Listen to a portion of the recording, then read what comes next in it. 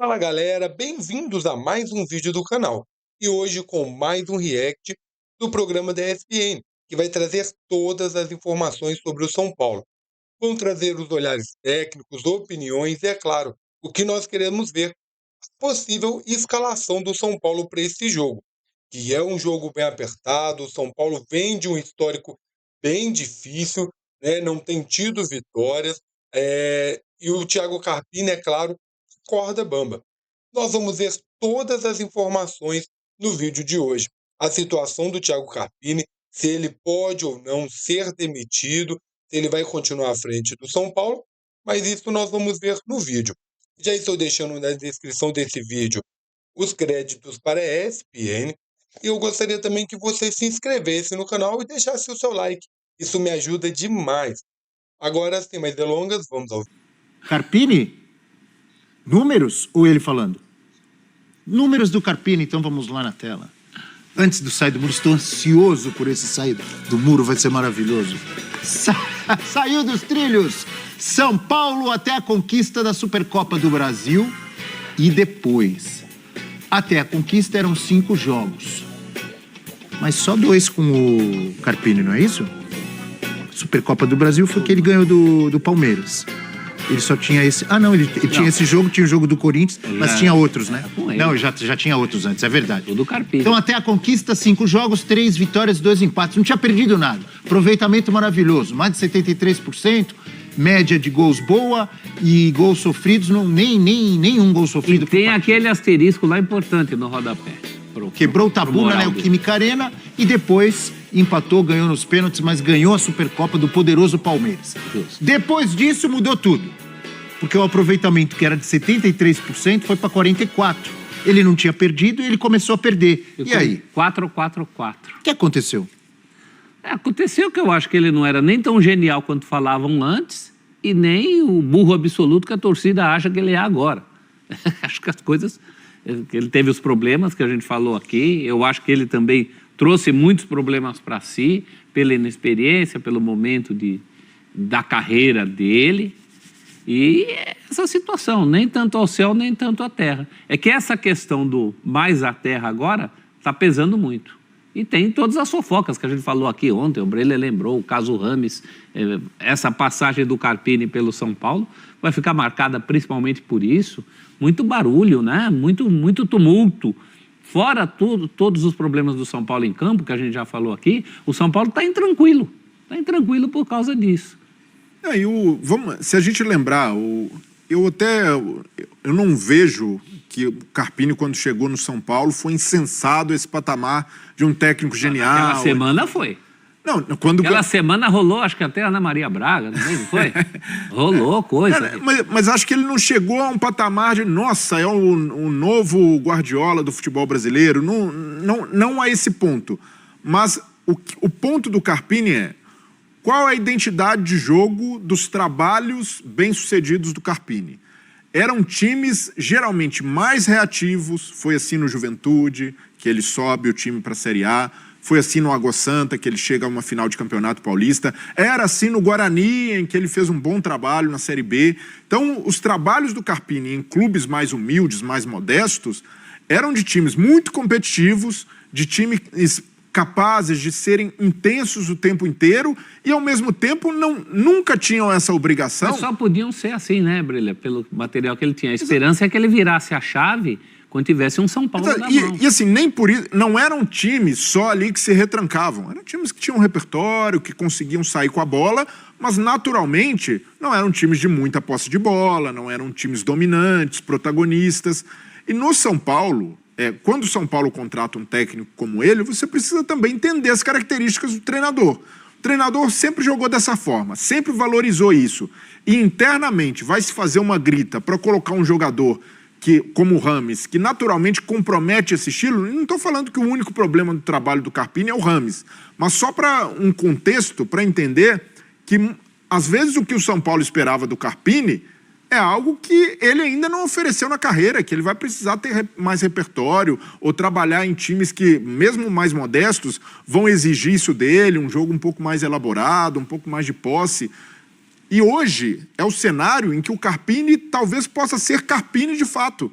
que ele possa ser reativo com algum conforto, que ele possa tentar fazer o time ser competitivo, principalmente sem a bola. Então, nesse cenário, jogando fora de casa contra o Flamengo, que tende a ser o time protagonista, pode ser que o Carpini consiga a virada de chave que se espera, que é respeitar a identidade de jogo dele, os princípios, as ideias que o levaram até o São Paulo e, quem sabe, no São Paulo, ele consiga convencer a diretoria ou até mesmo o torcedor de que a filosofia dele, de que as ideias de futebol que ele tem podem ser aplicadas de uma maneira e o São Paulo pode ser competitivo assim.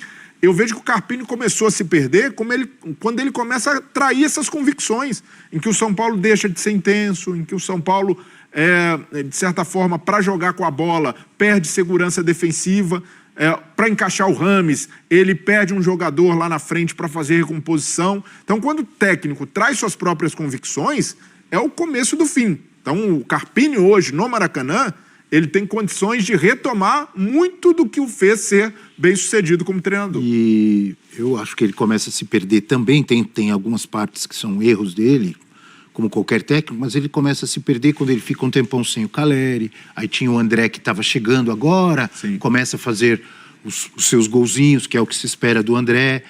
Ele começa a se perder, o Carpini, quando ele perde o Lucas, quando ele perde o Rafinha, quando ele perde o Rato.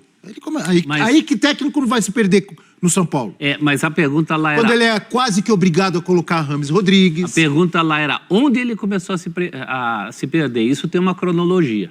Eu acho que ele começa a se perder antes mesmo da pressão pelo Rames, antes do jogo do Ituano, do surto de contusões. Ali teve ele querendo jogar como um caranguejo num jogo em que o São Paulo não podia jogar daquele jeito. A torcida lembra disso.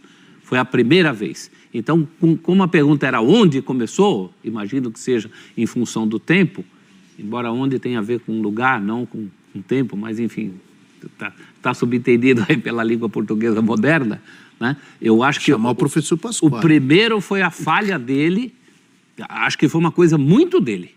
Aquela era uma desclassificação, ia ser uma desclassificação autoral. Mas essa é a zona. Ficou mais para frente. Essa é a zona de conforto do Carpini, porque antes, quando no Juventude, no Água Santa, quando ele abria um gol de vantagem, ele podia administrar. Você acabou de falar o nome dos times que ele treinava. Total.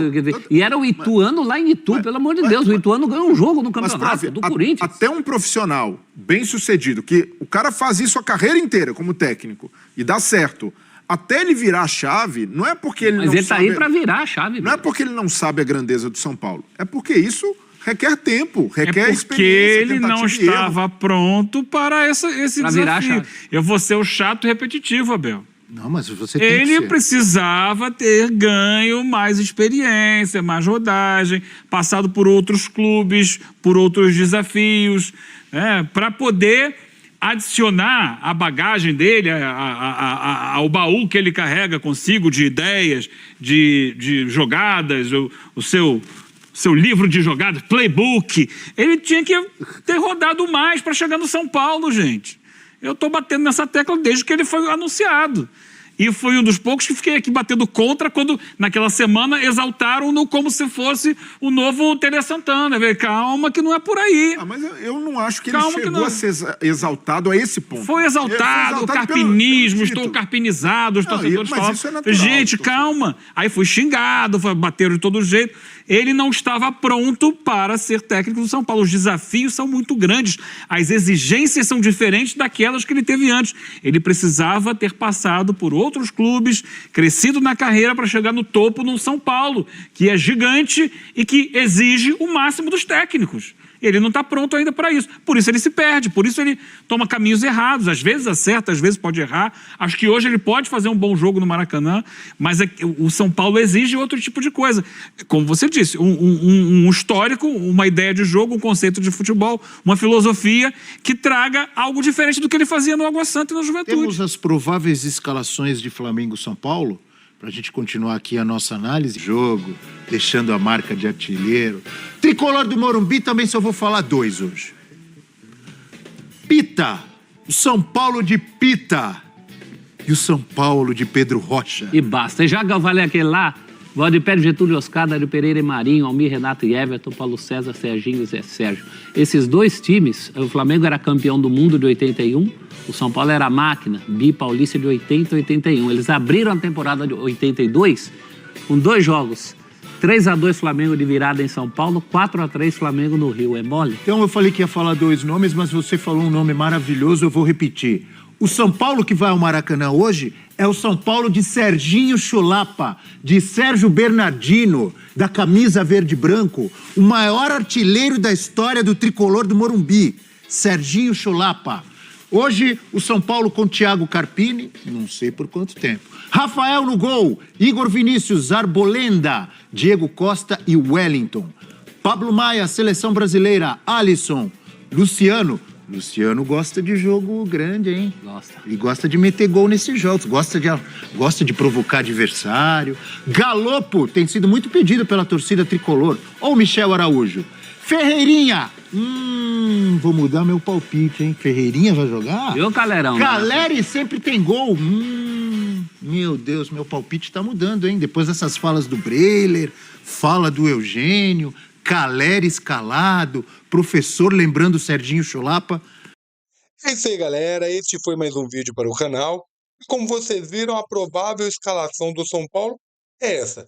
Agora, a pergunta que eu gostaria de fazer. Queria que você deixasse nos comentários se você acredita que o Carpini realmente não tem experiência para estar à frente do São Paulo e se mesmo após uma vitória do São Paulo contra o Flamengo na noite de hoje, se o Carpini deve ser demitido e colocado outra pessoa no lugar. Como já foi dito nos vídeos anteriores, o diretor do São Paulo está à procura de outro técnico, claro, que tenha o perfil do São Paulo. Gostaria de saber a sua opinião, se você teria um técnico melhor que o Carpini. Deixe nos comentários. Muito obrigado por ter chegado até aqui. Deixe o seu like, se inscreva no canal. Isso fortalece demais e me ajuda a trazer notícias como essa para vocês. Muito obrigado. Até a próxima. Valeu!